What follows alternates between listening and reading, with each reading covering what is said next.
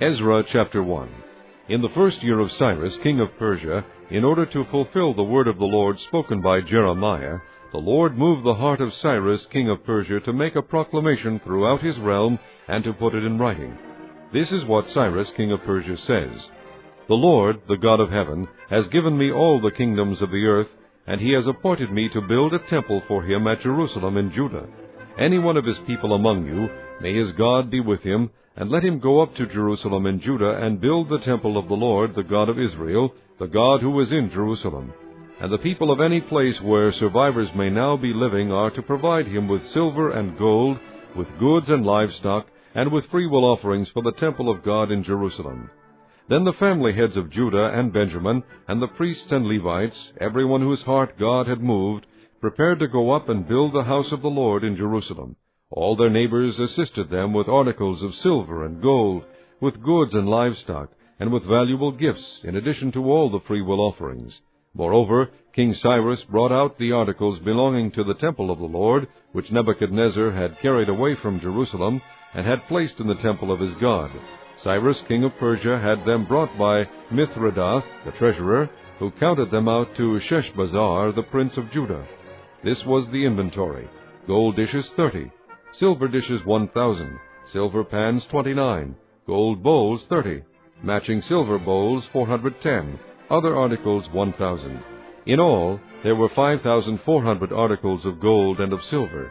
Sheshbazzar brought all these along when the exiles came up from Babylon to Jerusalem. Chapter 2. Now these are the people of the province who came up from the captivity of the exiles, whom Nebuchadnezzar king of Babylon had taken captive to Babylon.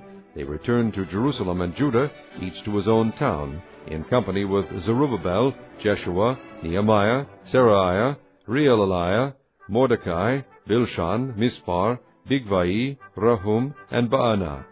The list of the men of the people of Israel: the descendants of Parush, 2,172, of Shephatiah, 372, of Ara, 775, of Pahath Moab, through the line of Jeshua and Joab, 2,812, of Elam, 1,254, of Zatu, 945, of Zakai, 760, of Bani, 642, of Bebai, 623, of Azgad, 1,222, of Adonikam, 666, of Bigvai, 2,056, of Adin, 454, of Ater, through Hezekiah, 98, of Bezai, 323, of Jorah, 112, of Hashum, 223, of Gibar, 95, the men of Bethlehem, 123, of Neotaphah, 56, of Anathoth, 128, of Azmaveth, 42, of Kiriath Jearim, Kephirah, and Beeroth, 743, of Ramah and Geba, 621, of Michmash, 122, of Bethel and Ai, 223, of Nebo, 52, of Magbish, 156, of the other Elam, 1,254, of Harim, 320, of Lod, Hadid, and Ono, 725, of Jericho, 345, of Senaa, 3,630, the priests, the descendants of Jedaiah, through the family of Jeshua, 973, of Immer, 1,052, of Pashur, 1,247, of Harim, 1,017. The Levites, the descendants of Jeshua and Kadmiel, through the line of Hodaviah, 74.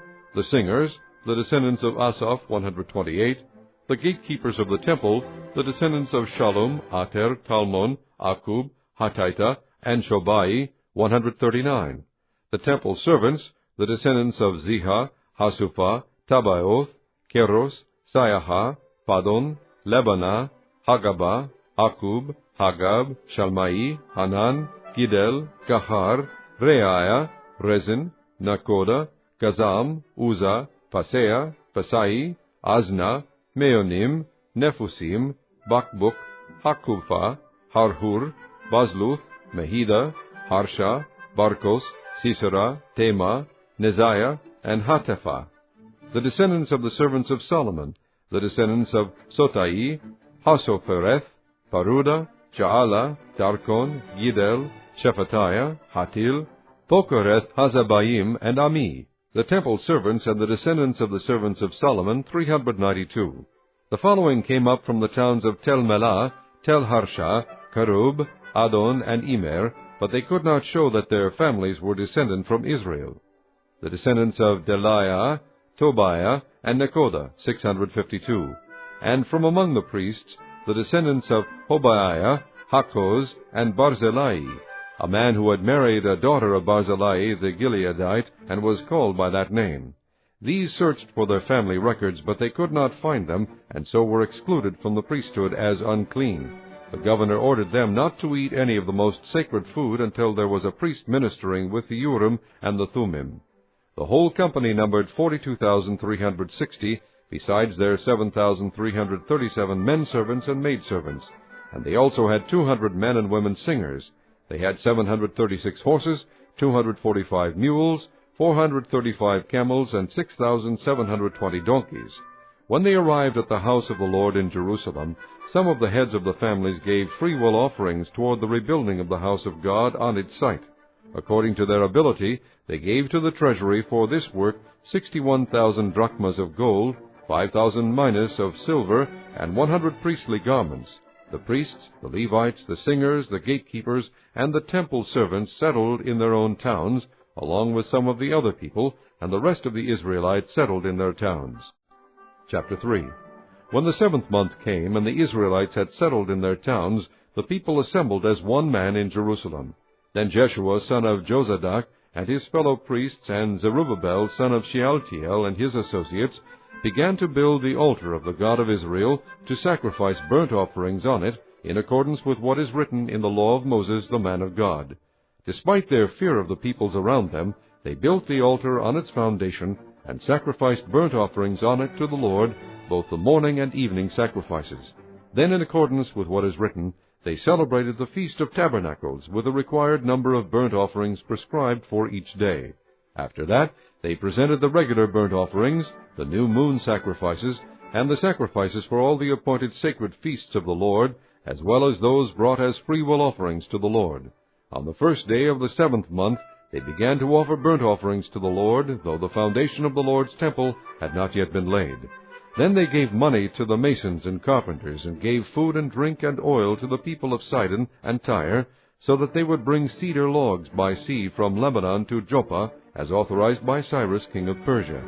In the 2nd month of the 2nd year after their arrival at the house of God in Jerusalem, Zerubbabel son of Shealtiel, Jeshua son of Jozadak, and the rest of their brothers, the priests and the Levites, and all who had returned from the captivity to Jerusalem, began the work, appointing Levites 20 years of age and older to supervise the building of the house of the Lord. Jeshua and his sons and brothers, and Kadmiel and his sons, descendants of Hodaviah, and the sons of Henadad, and their sons and brothers, all Levites, joined together in supervising those working on the house of God. When the builders laid the foundation of the temple of the Lord, the priests in their vestments and with trumpets, and the Levites, the sons of Asaph, with cymbals, took their places to praise the Lord as prescribed by David king of Israel.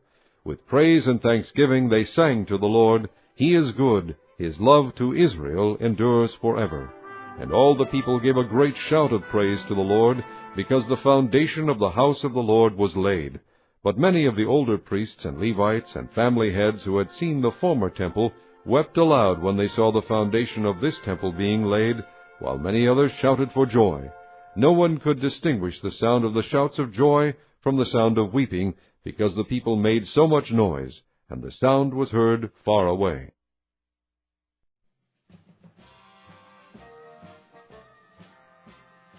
Chapter 4. When the enemies of Judah and Benjamin heard that the exiles were building a temple for the Lord, the God of Israel, they came to Zerubbabel and to the heads of the families and said, "Let us help you build, because like you we seek your God, and have been sacrificing to him since the time of Esarhaddon, king of Assyria, who brought us here." But Zerubbabel, Jeshua, and the rest of the heads of the families of Israel answered, "You have no part with us in building a temple to our God. We alone will build it for the Lord, the God of Israel, as King Cyrus, the king of Persia, commanded us." Then the peoples around them set out to discourage the people of Judah and make them afraid to go on building. They hired counselors to work against them and frustrate their plans during the entire reign of Cyrus, king of Persia, and down to the reign of Darius, king of Persia. At the beginning of the reign of Xerxes, they lodged an accusation against the people of Judah and Jerusalem. And in the days of Artaxerxes, king of Persia, Bishlam, Mithredath, Tabiel, and the rest of his associates wrote a letter to Artaxerxes. The letter was written in Aramaic script and in the Aramaic language. Rehum, the commanding officer, and Shimshai, the secretary, wrote a letter against Jerusalem to Artaxerxes, the king, as follows. Rehum, the commanding officer, and Shimshai, the secretary, together with the rest of their associates, the judges and officials over the men from Tripolis, Persia, Erech, and Babylon, the Elamites of Susa, and the other people whom the great and honorable Ashurbanipal deported and settled in the city of Samaria and elsewhere in Trans-Euphrates. This is a copy of the letter they sent him. To King Artaxerxes, from your servants, the men of Trans-Euphrates. The king should know that the Jews who came up to us from you have gone to Jerusalem and are rebuilding that rebellious and wicked city. They are restoring the walls and repairing the foundations. Furthermore, the king should know that if this city is built and its walls are restored, no more taxes, tribute, or duty will be paid, and the royal revenues will suffer. Now, since we are under obligation to the palace, and it is not proper for us to see the king dishonored, we are sending this message to inform the king, so that a search may be made in the archives of your predecessors. In these records you will find that this city is a rebellious city, troublesome to kings and provinces, a place of rebellion from ancient times. That is why this city was destroyed. We inform the king that if this city is built and its walls are restored, you will be left with nothing in Trans-Euphrates. The king sent this reply. To Rehum, the commanding officer, Shimshai, the secretary, and the rest of their associates living in Samaria and elsewhere in Trans-Euphrates. Greetings. The letter you sent us has been read and translated in my presence. I issued an order, and a search was made, and it was found that this city has a long history of revolt against kings, and has been a place of rebellion and sedition. Jerusalem has had powerful kings ruling over the whole of Trans-Euphrates, and taxes, tribute, and duty were paid to them. Now issue an order to these men to stop work, so that this city will not be rebuilt until I so order. Be careful not to neglect this matter. Why let this threat grow to the detriment of the royal interests? As soon as the copy of the letter of King Artaxerxes was read to Rehum and Shimshai the secretary and their associates, they went immediately to the Jews in Jerusalem and compelled them by force to stop. Thus the work on the house of God in Jerusalem came to a standstill until the 2nd year of the reign of Darius, king of Persia. Chapter 5. Now Haggai the prophet and Zechariah the prophet, a descendant of Iddo, prophesied to the Jews in Judah and Jerusalem in the name of the God of Israel, who was over them. Then Zerubbabel, son of Shealtiel, and Jeshua, son of Jozadak, set to work to rebuild the house of God in Jerusalem, and the prophets of God were with them, helping them. At that time Tattenai, governor of Trans-Euphrates, and Shethar-Bozenai and their associates went to them and asked, Who authorized you to rebuild this temple and restore this structure? They also asked, What are the names of the men constructing this building? But the eye of their God was watching over the elders of the Jews, and they were not stopped until a report could go to Darius and his written reply be received. This is a copy of the letter that Tattenai, governor of Trans-Euphrates, and Shethar-Bozenai and their associates, the officials of Trans-Euphrates, sent to King Darius. The report they sent him read as follows. To King Darius, cordial greetings. The king should know that we went to the district of Judah to the temple of the great God. The people are building it with large stones and placing the timbers in the walls. The work is being carried on with diligence and is making rapid progress under their direction. We questioned the elders and asked them, Who authorized you to rebuild this temple and restore this structure? We also asked them their names, so that we could write down the names of their leaders for your information. This is the answer they gave us. We are the servants of the God of heaven and earth, and we are rebuilding the temple that was built many years ago, one that a great king of Israel built and finished. But because our fathers angered the God of heaven, he handed them over to Nebuchadnezzar, the Chaldean, king of Babylon, who destroyed this temple and deported the people to Babylon. However, in the 1st year of Cyrus, king of Babylon, King Cyrus issued a decree to rebuild this house of God. He even removed from the temple of Babylon the gold and silver articles of the house of God, which Nebuchadnezzar had taken from the temple in Jerusalem and brought to the temple in Babylon. Then King Cyrus gave them to a man named Sheshbazzar, whom he had appointed governor, and he told him, Take these articles and go and deposit them in the temple in Jerusalem. and rebuild the house of God on its site. So this Sheshbazzar came and laid the foundations of the house of God in Jerusalem. From that day to the present it has been under construction, but is not yet finished. Now if it pleases the king, let a search be made in the royal archives of Babylon to see if King Cyrus did in fact issue a decree to rebuild this house of God in Jerusalem. Then let the king send us his decision in this matter. Chapter 6. King Darius then issued an order, and they searched in the archives stored in the treasury at Babylon. A scroll was found in the citadel of Ecbatana in the province of Media, and this was written on it. Memorandum. In the first year of King Cyrus, the king issued a decree concerning the temple of God in Jerusalem. Let the temple be rebuilt as a place to present sacrifices, and let its foundation be laid. It is to be 90 feet high and 90 feet wide, with 3 courses of large stones and 1 of timbers. The costs are to be paid by the royal treasury. Also the gold and silver articles of the house of God, which Nebuchadnezzar took from the temple in Jerusalem and brought to Babylon, are to be returned to their places in the temple in Jerusalem. They are to be deposited in the house of God.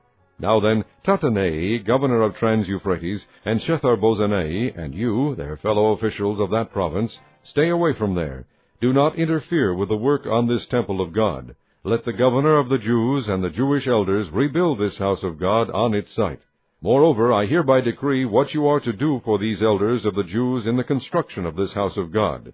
The expenses of these men are to be fully paid out of the royal treasury from the revenues of Trans-Euphrates, so that the work will not stop. Whatever is needed, young bulls, rams, male lambs for burnt offerings to the God of heaven, and wheat, salt, wine, and oil, as requested by the priests in Jerusalem, must be given them daily without fail, so that they may offer sacrifices pleasing to the God of heaven, and pray for the well-being of the king and his sons. Furthermore, I decree that if anyone changes this edict, a beam is to be pulled from his house, and he is to be lifted up and impaled on it. And for this crime his house is to be made a pile of rubble. May God, who has caused his name to dwell there, overthrow any king or people who lifts a hand to change this decree or to destroy this temple in Jerusalem. I, Darius, have decreed it. Let it be carried out with diligence. Then, because of the decree King Darius had sent, Tattenai, governor of Trans-Euphrates, and Shethar-Bozenai and their associates carried it out with diligence. So the elders of the Jews continued to build and prosper under the preaching of Haggai the prophet and Zechariah, a descendant of Iddo. They finished building the temple according to the command of the God of Israel and the decrees of Cyrus, Darius, and Artaxerxes, kings of Persia. The temple was completed on the 3rd day of the month, Adar, in the 6th year of the reign of King Darius. Then the people of Israel, the priests, the Levites, and the rest of the exiles, celebrated the dedication of the house of God with joy. For the dedication of this house of God they offered 100 bulls, 200 rams, 400 male lambs, and as a sin offering for all Israel, 12 male goats, 1 for each of the tribes of Israel. And they installed the priests in their divisions, and the Levites in their groups, for the service of God at Jerusalem, according to what is written in the book of Moses. On the 14th day of the 1st month the exiles celebrated the Passover. The priests and Levites had purified themselves, and were all ceremonially clean. The Levites slaughtered the Passover lamb for all the exiles, for their brothers the priests, and for themselves. So the Israelites, who had returned from the exile, ate it, together with all who had separated themselves from the unclean practices of their Gentile neighbors, in order to seek the Lord, the God of Israel. For 7 days they celebrated with joy the feast of unleavened bread, because the Lord had filled them with joy by changing the attitude of the king of Assyria, so that he assisted them in the work on the house of God, the God of Israel. Chapter 7. After these things, during the reign of Artaxerxes, king of Persia, Ezra, son of Seraiah, the son of Azariah, the son of Hilkiah, the son of Shallum, the son of Zadok, the son of Ahitub, the son of Amariah, the son of Azariah, the son of Merioth, the son of Zerahiah, the son of Uzzi, the son of Buki, the son of Abishua, the son of Phinehas, the son of Eleazar, the son of Aaron, the chief priest. This Ezra came up from Babylon. He was a teacher well versed in the law of Moses, which the Lord, the God of Israel, had given. The king had granted him everything he asked, for the hand of the Lord, his God, was on him. Some of the Israelites, including priests, Levites, singers, gatekeepers, and temple servants, also came up to Jerusalem in the 7th year of King Artaxerxes. Ezra arrived in Jerusalem in the 5th month of the 7th year of the king. He had begun his journey from Babylon on the 1st day of the 1st month, and he arrived in Jerusalem on the 1st day of the 5th month, for the gracious hand of his God was on him. For Ezra had devoted himself to the study and observance of the law of the Lord, and to teaching its decrees and laws in Israel. This is a copy of the letter King Artaxerxes had given to Ezra the priest and teacher, a man learned in matters concerning the commands and decrees of the Lord for Israel. Artaxerxes, king of kings, to Ezra the priest, a teacher of the law of the God of heaven, greetings. Now I decree that any of the Israelites in my kingdom, including priests and Levites, who wish to go to Jerusalem with you may go. You are sent by the king and his 7 advisers to inquire about Judah and Jerusalem with regard to the law of your God, which is in your hand. Moreover, you are to take with you the silver and gold that the king and his advisers have freely given to the God of Israel, whose dwelling is in Jerusalem, together with all the silver and gold you may obtain from the province of Babylon, as well as the freewill offerings of the people and priests for the temple of their God in Jerusalem. With this money be sure to buy bulls, rams, and male lambs, together with their grain offerings and drink offerings, and sacrifice them on the altar of the temple of your God in Jerusalem. You and your brother Jews may then do whatever seems best with the rest of the silver and gold, in accordance with the will of your God. Deliver to the God of Jerusalem all the articles entrusted to you for worship in the temple of your God. And anything else needed for the temple of your God that you may have occasion to supply, you may provide from the royal treasury. Now I, King Artaxerxes, order all the treasurers of Trans-Euphrates to provide with diligence whatever Ezra the priest, a teacher of the law of the God of heaven, may ask of you, up to 100 talents of silver, 100 cores of wheat, 100 baths of wine, 100 baths of olive oil, and salt without limit. Whatever the God of heaven has prescribed, let it be done with diligence for the temple of the God of heaven. Why should there be wrath against the realm of the king and of his sons?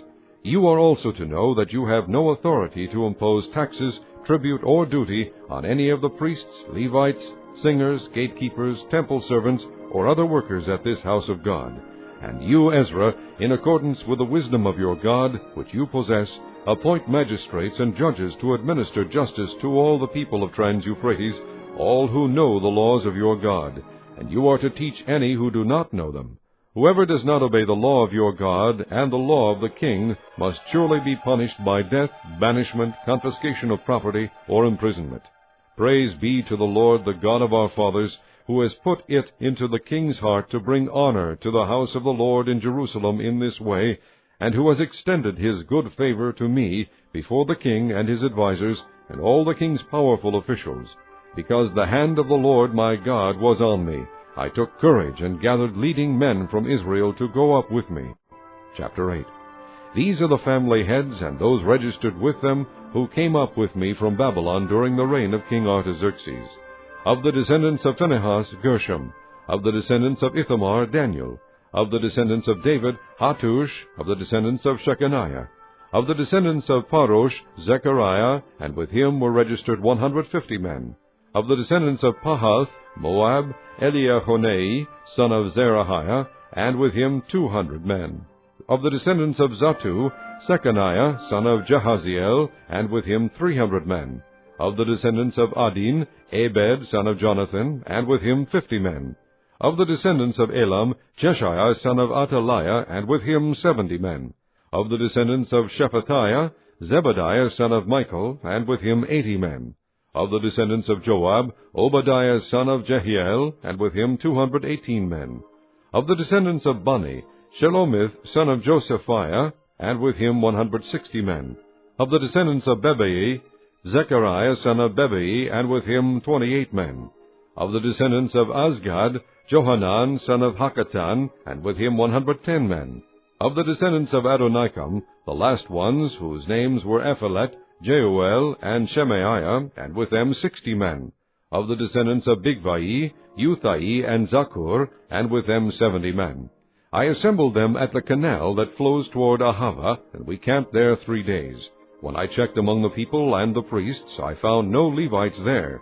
So I summoned Eleazar, Ariel, Shemaiah, Elnathan, Jarib, Elnathan, Nathan, Zechariah, and Meshullam, who were leaders, and Joiarib and Elnathan, who were men of learning. And I sent them to Iddo, the leader in Casiphia. I told them what to do to Iddo and his kinsmen, the temple servants in Casiphia, so that they might bring attendants to us for the house of our God. Because the gracious hand of our God was on us, they brought us Sherebiah, a capable man, from the descendants of Mali, son of Levi, the son of Israel, and Sherebiah's sons and brothers, 18 men, and Hashabiah, together with Jeshaiah, from the descendants of Merari, and his brothers and nephews, 20 men. They also brought 220 of the temple servants, a body that David and the officials had established to assist the Levites. All were registered by name. There, by the Ahava canal, I proclaimed a fast, so that we might humble ourselves before our God, and ask him for a safe journey for us and our children, with all our possessions. I was ashamed to ask the king for soldiers and horsemen to protect us from enemies on the road, because we had told the king, "The gracious hand of our God is on everyone who looks to him, but his great anger is against all who forsake him." So we fasted and petitioned our God about this, and he answered our prayer. Then I set apart 12 of the leading priests, together with Sherebiah, Hashabiah, and 10 of their brothers, and I weighed out to them the offering of silver and gold, and the articles that the king, his advisers, his officials, and all Israel present there had donated for the house of our God.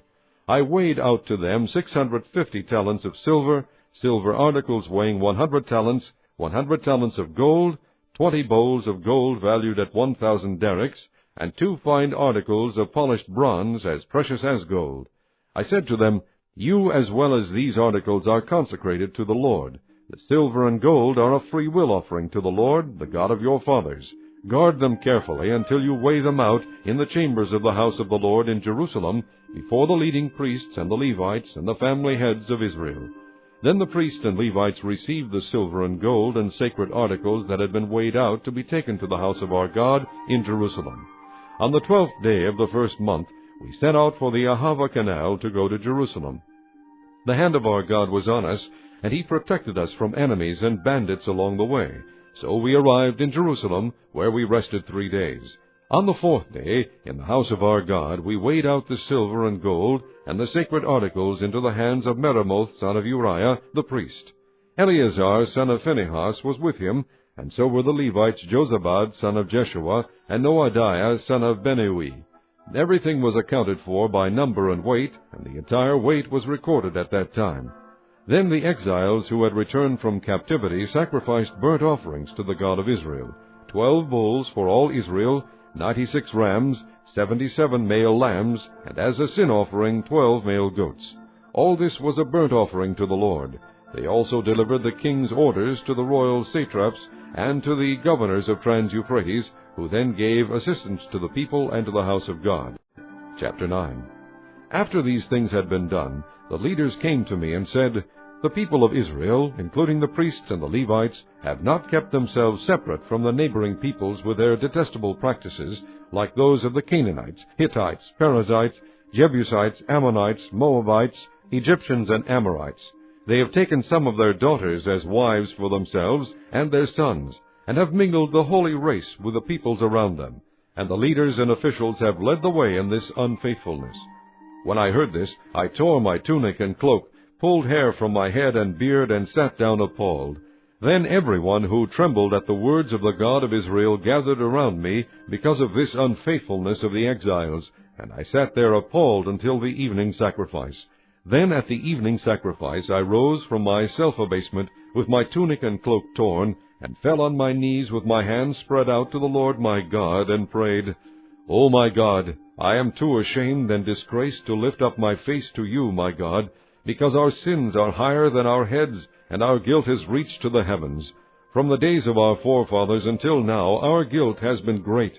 Because of our sins, we and our kings and our priests have been subjected to the sword and captivity, to pillage and humiliation at the hand of foreign kings, as it is today. But now, for a brief moment, the Lord our God has been gracious in leaving us a remnant and giving us a firm place in his sanctuary, and so our God gives light to our eyes and a little relief in our bondage. Though we are slaves, our God has not deserted us in our bondage. He has shown us kindness in the sight of the kings of Persia, He has granted us new life to rebuild the house of our God and repair its ruins, and He has given us a wall of protection in Judah and Jerusalem. But now, O our God, what can we say after this? For we have disregarded the commands you gave through your servants the prophets when you said, The land you are entering to possess is a land polluted by the corruption of its peoples. By their detestable practices they have filled it with their impurity from one end to the other. Therefore do not give your daughters in marriage to their sons, or take their daughters for your sons. Do not seek a treaty of friendship with them at any time, that you may be strong and eat the good things of the land and leave it to your children as an everlasting inheritance. What has happened to us is a result of our evil deeds and our great guilt. And yet, our God, you have punished us less than our sins have deserved, and have given us a remnant like this. Shall we again break your commands and intermarry with the peoples who commit such detestable practices? Would you not be angry enough with us to destroy us, leaving us no remnant or survivor? O Lord God of Israel, you are righteous. We are left this day as a remnant. Here we are before you in our guilt, though because of it not one of us can stand in your presence. Chapter 10.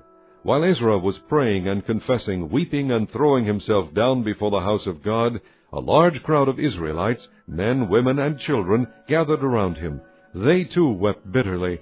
Then Shechaniah, son of Jehiel, one of the descendants of Elam, said to Ezra, We have been unfaithful to our God by marrying foreign women from the peoples around us, but in spite of this, there is still hope for Israel. Now let us make a covenant before our God to send away all these women and their children, in accordance with the counsel of my Lord and of those who fear the commands of our God. Let it be done according to the law. Rise up, this matter is in your hands. We will support you, so take courage and do it. So Ezra rose up, and put the leading priests and Levites and all Israel under oath to do what had been suggested, and they took the oath.